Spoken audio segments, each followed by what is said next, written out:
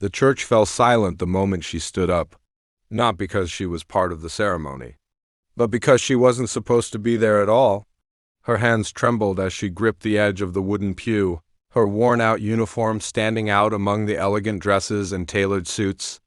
Every eye turned toward her, the poor cleaner who had been mopping the floors just hours before. And then she opened her mouth. "I'm sorry, but this wedding shouldn't happen."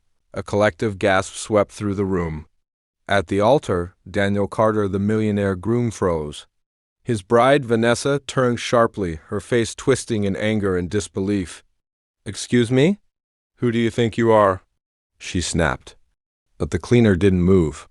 Her name was Elena, and despite the fear clawing at her chest, she stepped forward, her voice shaking but steady enough to carry across the hall.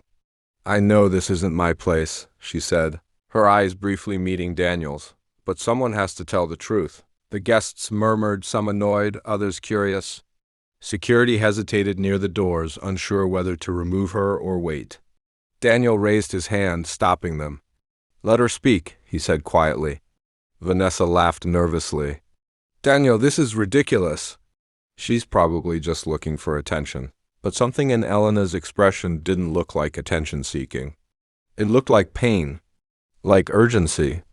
"I clean this place every week," Elena continued. "I see things people don't notice. Hear things they think no one hears." Vanessa's smile began to falter. Elena swallowed hard. 3 nights ago. I was working late. The rehearsal dinner had ended and most people had left. But I heard voices in one of the private rooms. The church grew still. "I didn't mean to listen," she said. "But I heard your voice." She looked at Vanessa and another man's. Vanessa's face drained of color. "You were talking about Daniel?" Elena continued. "About the wedding. About how once it was done, you'd have access to everything. His accounts, his properties." A ripple of shock moved through the crowd. "That's a lie," Vanessa shouted, stepping forward. "This is insane." But Elena didn't stop. "You said you'd leave him within a year, that it was all just a plan." Daniel's jaw tightened, his eyes now locked on Vanessa. "And there's more," Elena added, her voice softer now. "You weren't just talking about money. You were laughing about it. About how easy it was." Vanessa shook her head frantically. "Daniel, don't listen to her. She's making this up?" But Daniel didn't answer. Instead, he stepped down from the altar, his gaze never leaving his bride. "Is it true?" he asked, his voice low but firm. "Of course not," Vanessa cried. "You're going to believe her over me? A cleaner?" Elena flinched at the word but stayed silent.